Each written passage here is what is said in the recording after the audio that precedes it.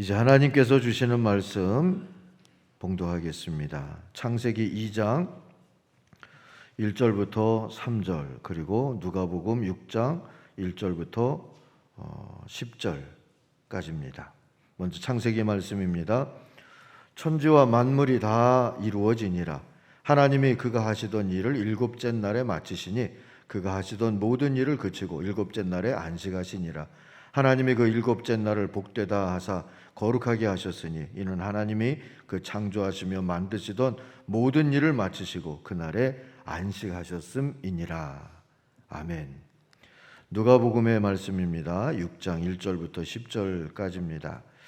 안식일에 예수께서 밀밭 사이로 지나가실새 제자들이 이삭을 잘라 손으로 비비어 먹으니 어떤 바리새인들이 말하되 어찌하여 안식일에 하지 못할 일을 하느냐.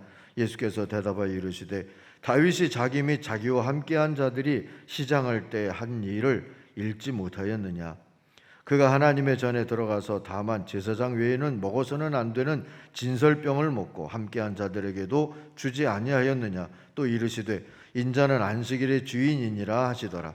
또 다른 안식일에 예수께서 회당에 들어가서 가르치실새 거기 오른손 마른 사람이 있는지라. 서기관과 바리새인들이 예수를 고발할 증거를 찾으려 하여 안식일에 병을 고치시는가 엿보니 예수께서 그들의 생각을 아시고 손 마른 사람에게 이르시되 일어나 한가운데 서라 하시니 그가 일어나 서거늘 예수께서 그들에게 이르시되 내가 너희에게 묻노니 안식일에 선을 행하는 것과 악을 행하는 것 생명을 구하는 것과 죽이는 것 어느 것이 옳으냐 하시며 무리를 둘러보시고 그 사람에게 이르시되 내 손을 내밀라 하시니 그가 그리함에 그 손이 회복된지라. 아멘. 우리 옆 사람과 인사를 안 나눴죠? 한번 축복하십시다. 좋은 일이 있을 겁니다.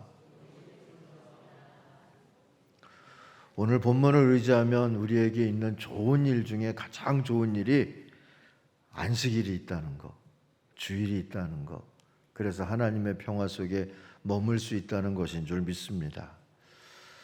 국가대표도 했고요. 지금은 은퇴한 한 야구선수가 10여 년 전에 결혼을 하면서 의미 있는 삶을 살자 하고 신부하고 약속했다 하는 글을 우연히 봤어요. 보통은 열심히 살자, 행복하게 살자 뭐 그런 정도의 다짐을 나누지 않을까 싶은데 좀 다르네 하고 봤습니다. 의미 있는 삶을 살자. 다르잖아요.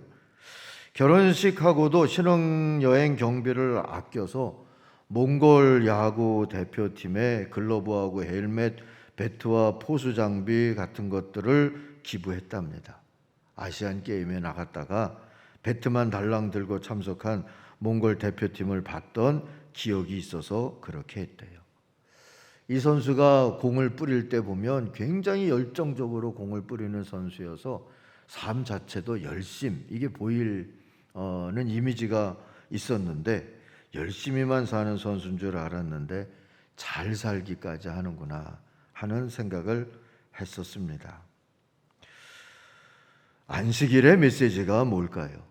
저는 이 선수처럼 열심히 사는 데서 머물지 말고 의미 있게 살라, 거룩하고 복되게 살라는 창조주 하나님의 부탁이라고 해석합니다. 창조주 하나님도 창조의 역사를 열심히 감당하시고 일곱째 날에는 일을 그치셨고 안식하셨다. 오늘 창세기 본문이 전해줍니다. 하나님의 형상으로 지음받아서 하나님이 지으신 세상을 섬기도록 부름받은 우리들 인간도 창조주의 이 뜻을 받들어야 합니다. 어떻게 하면 좋겠습니까?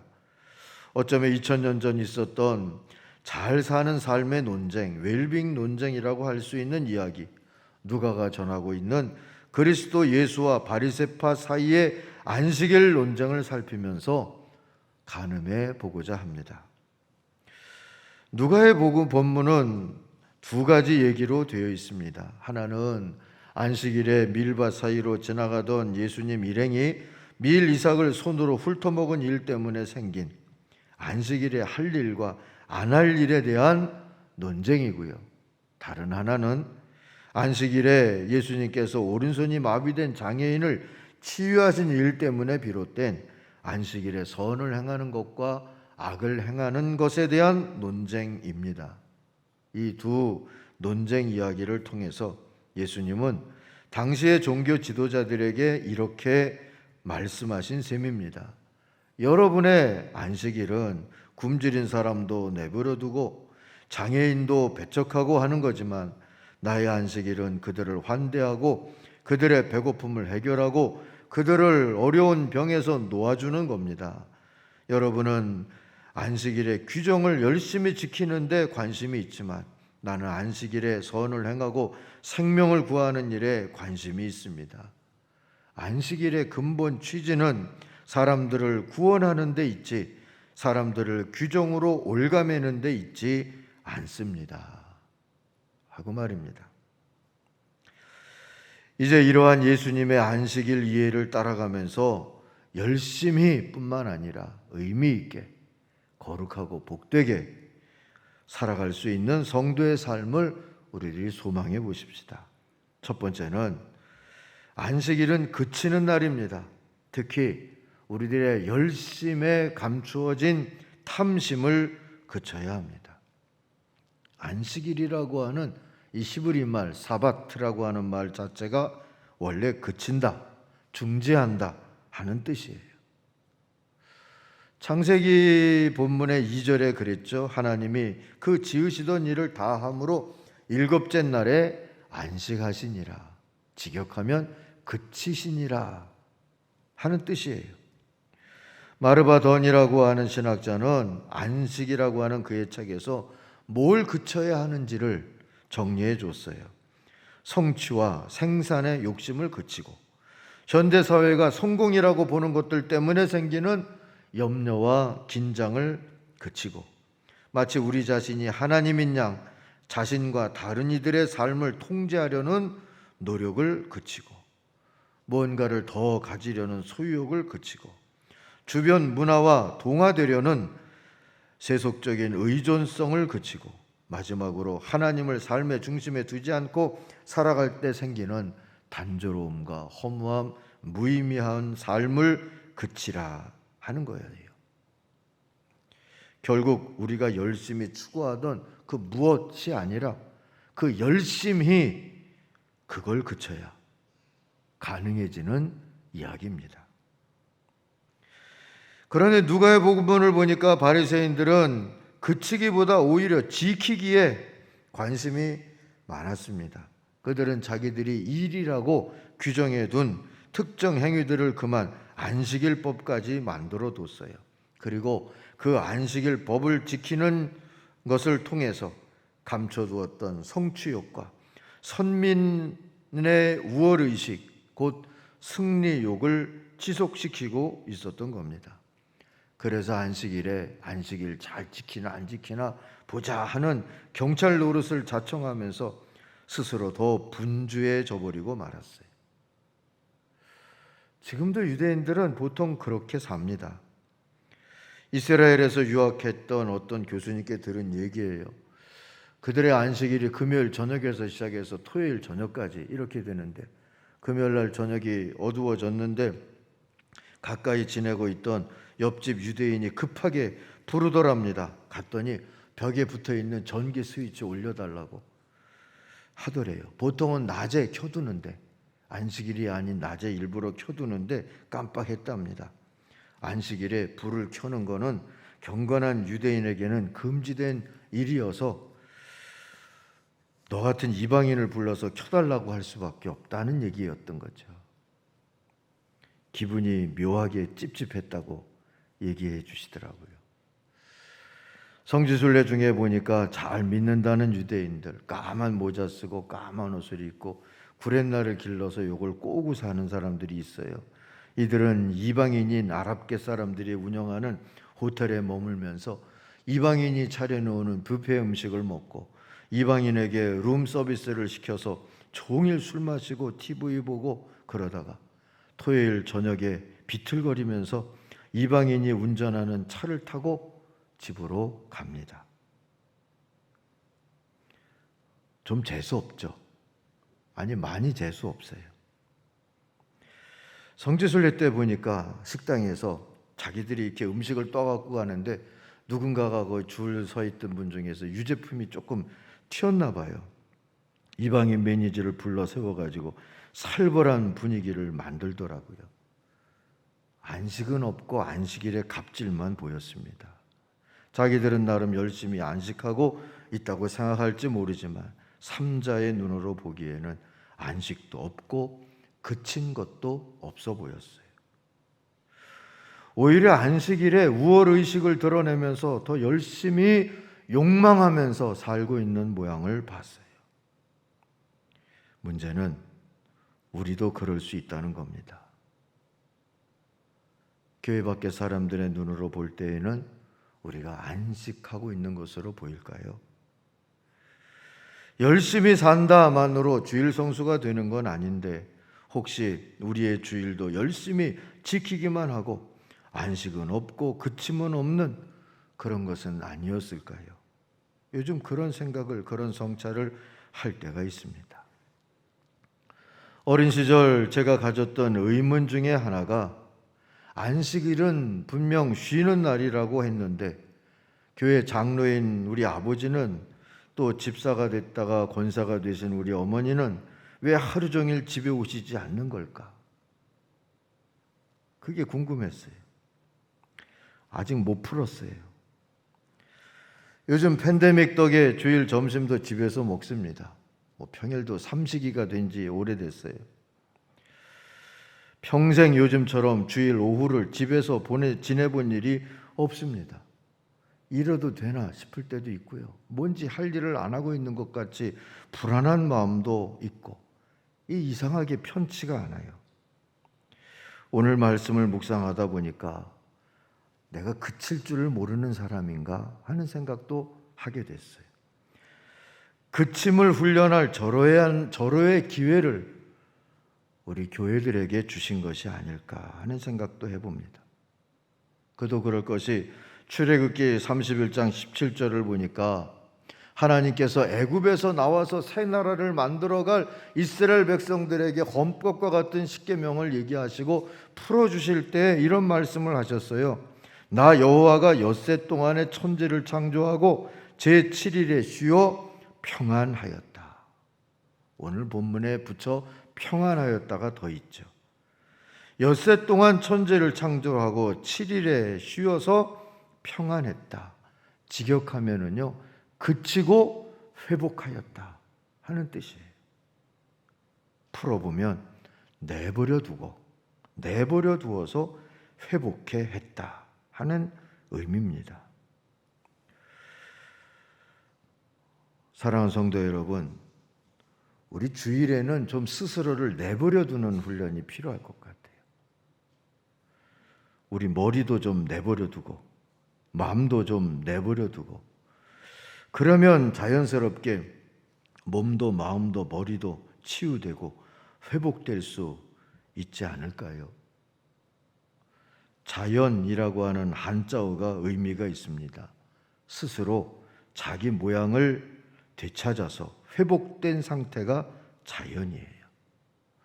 하나님은 피조 세계에 그런 치유력, 곧 내버려 두니까 바르게 돌아오더라 하는 자연 치유력을 주신 겁니다.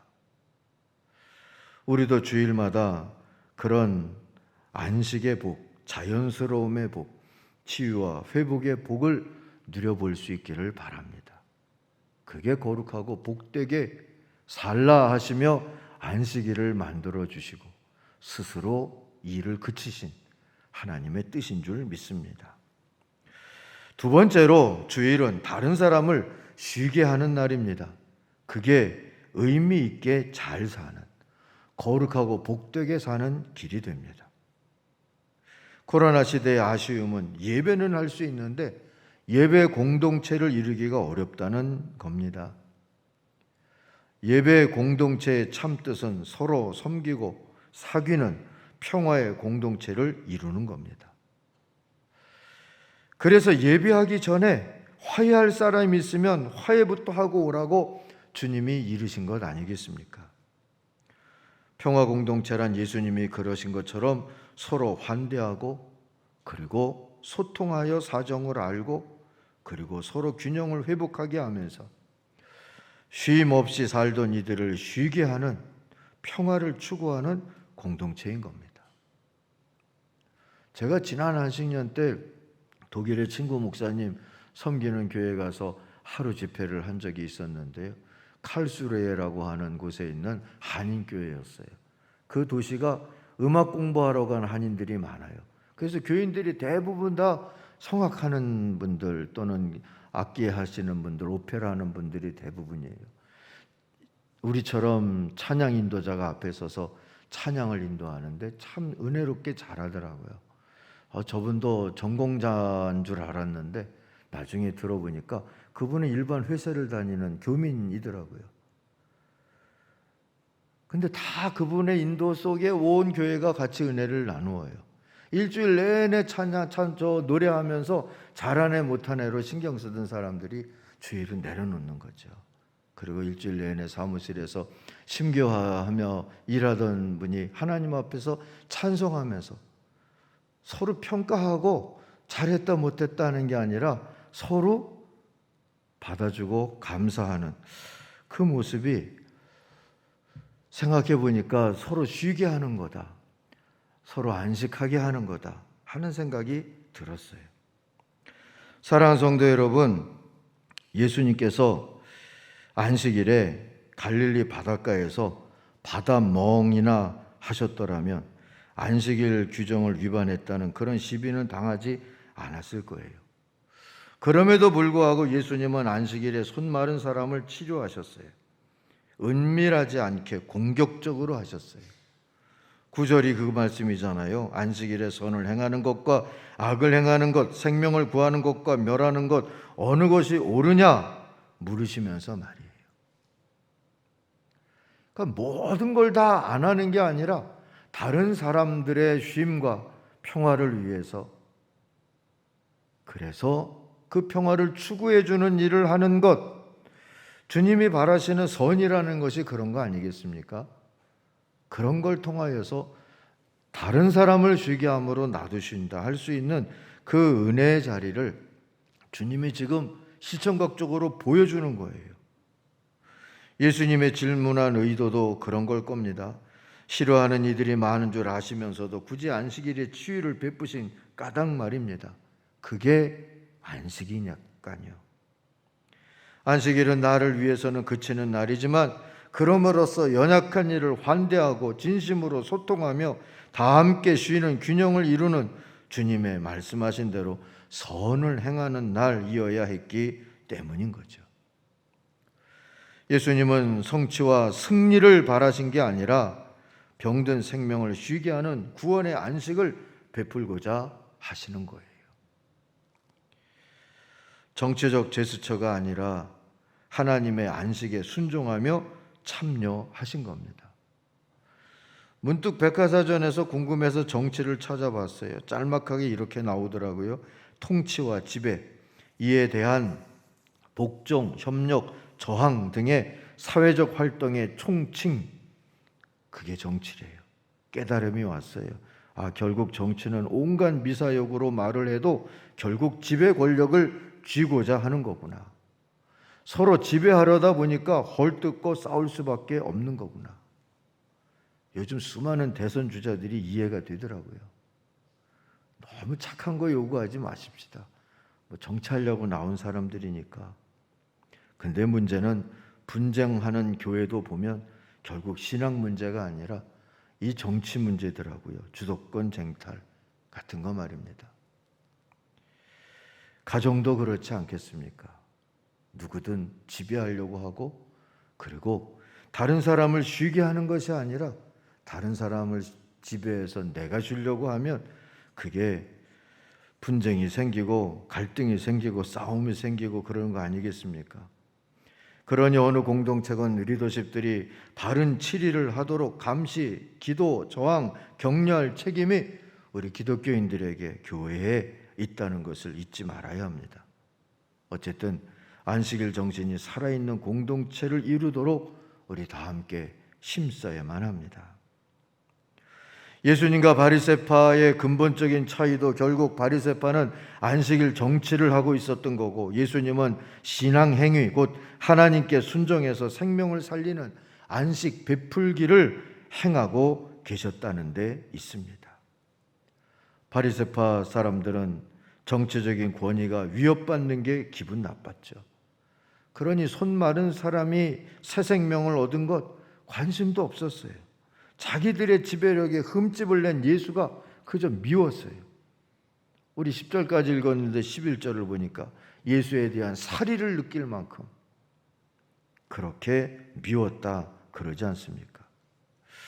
아마 예수님도 정치적인 관심이 있으셨다면, 여보, 아픈 양반 힘들 줄은 아는데 지금 사정이 이렇지 않소. 치료 행위가 금지된 안식일이니까 내일 다시 봅시다 했을 수도 있어요. 이 아픈 사람이 어떻게 듣느냐보다 바리새파 사람들이 듣도록 그렇게 했겠죠. 그러나 예수님의 관심은 그들 속에 정치적인 권위를 갖는 데 있지 않았어요. 안식일은 사람을 살리는 날이라고 하는 하나님의 초대에 믿음으로 응답하고자 하셨어요. 환대할 수 있는데도 하지 않으면 그것은 선이 아니라 악을 행하는 것이라는 지식대로 하셨어요. 나는 여기 사람들의 평화를 추구하기 위해서 왔다는 메시아의 소명의식대로 행하셨어요.